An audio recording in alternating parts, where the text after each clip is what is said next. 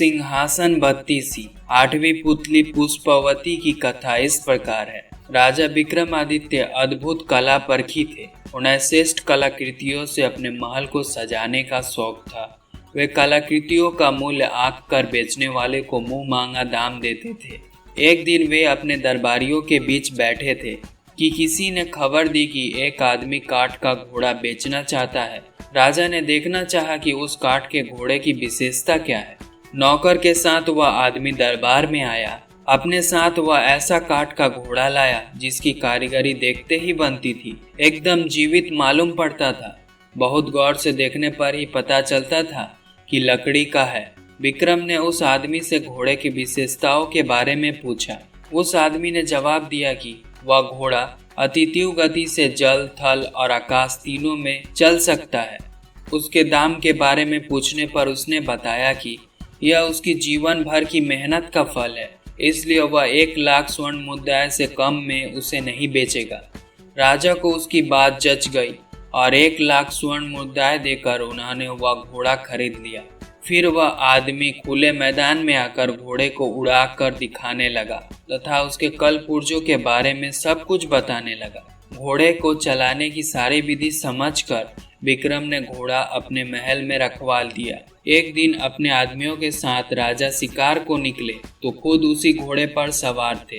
कला पुर्जों को दबाने पर उसकी तेजी इतनी बढ़ गई, विक्रमादित्य भूल गए कि वह शिकार करने अकेले नहीं निकले हैं। अपनी टोली से बिछुड़कर बहुत दूर आ गए। उन्होंने उसे हवा में उड़ने के लिए दूसरे कल पुर्जों को दबाया। उसकी गति हवा में इतनी बढ़ गई कि राजा के लिए उसे संभालना मुश्किल जान पड़ा। उन्होंने उसे जमीन पर उतरना चाहा तो वह उसी गति से उतरा और एक घने पेड़ की शाखाओं से टकराकर टुकड़े टुकड़े हो गया। अब उस निर्जन और अनजान जगह पर राजा अकेले थे। वे इधर उधर भटक रहे थे। तभी सामने एक बंदरिया कूदी और अपने हाव भाव से कुछ बताने की कोशिश करने लगी। राजा कुछ समझ पाते तब तक उनकी नजर एक कुटिया पर पड़ी। राजा को भूख लगी थी और वे थके भी थे। उन्होंने पेड़ पर लदे फल तोड़े और अपनी भूख मिटाई और एक पेड़ पर चढ़कर लेट गए। वे विश्राम कर ही रहे थे कि एक सन्यासी आया और बंदरिया को इशारा करके अपने साथ कुटिया में रखे 2 घड़ों के बीच में बंदरिया को बैठने को कहा। उसके बाद उसने एक घड़े से चुल्लू भर पानी लेकर बंदरिया के ऊपर छींटे मारे। बंदरिया एक अत्यंत रूपवती राजकुमारी बन गई। उसने सन्यासी के लिए भोजन पकाया। तब जब सन्यासी खा चुका तब सन्यासी के हाथ पैर दबाई और सन्यासी आराम से सो गया। जब सुबह हुई तो सन्यासी ने दूसरे घड़े से चुल्लू भर पानी लेकर राजकुमारी पर छींटे मारे। राजकुमारी फिर से बंदरिया बन गई। बंदरिया को लेकर सन्यासी कुटिया से बाहर आया और उसे वन में स्वतंत्र घूमने को छोड़ दिया। उसके जाने के बाद बंदरिया को लेकर विक्रम कुटिया में आए और घड़े से पानी लेकर बंदरिया पर छींटे मार दिए। बंदरिया फिर से सुंदर बन गई और राजकुमारी बनते ही उसने राजा को बताया कि वह कामदेव तथा एक अप्सरा की संतान हूँ। एक बार मैंने शिकार खेलते हुए एक बाण हिरण की ओर निशाना लगाकर छोड़ा। वह बाण हिरण को नहीं लगकर एक साधु की बाह को बेध गई। दर्द से कहराते हुए उस साधु ने उसे श्राप दिया कि बंदरिया बनकर मुझे साधु की सेवा करनी पड़ेगी। जब मैं रोई गिड़गिड़ाई कि यह सब अनजाने में हुआ तो उसने पसीज कर श्राप से मुक्ति का रास्ता बताया। उसने कहा कि राजा विक्रमादित्य आकर तुम्हें श्राप से मुक्ति दिलाएंगे तथा तुम्हें पत्नी के रूप में विवरण करेंगे। साधु तुम्हें उपहार स्वरूप विक्रमादित्य को देगा। मैं आपको देखते ही पहचान गई थी। अब साधु के लौटने पर मैं आपसे उपहार मांगूंगी और आप मेरा पति के रूप में वर्णन करेंगे।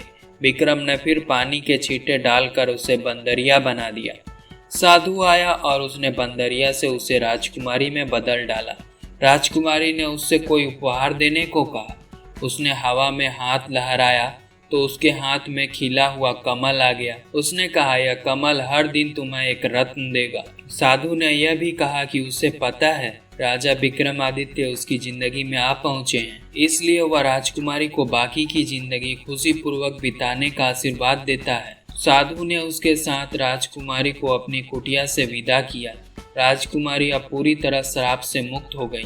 विक्रम ने तब दोनों बेतालों को याद किया जो उन दोनों को नगर की सीमा पर पहुंचाकर गायब हो गया। नगर में जब उन्होंने प्रवेश किया तो एक बच्चा कमल के पुष्प को प्राप्त करने को मचल उठा। विक्रम ने वह कमल का फूल बच्चे को तुरंत देकर संतुष्ट किया। फिर महल पहुंचकर राजकाज देखने लगे। कुछ दिनों बाद उनके पास एक गरीब आदमी को पकड़कर लाया गया।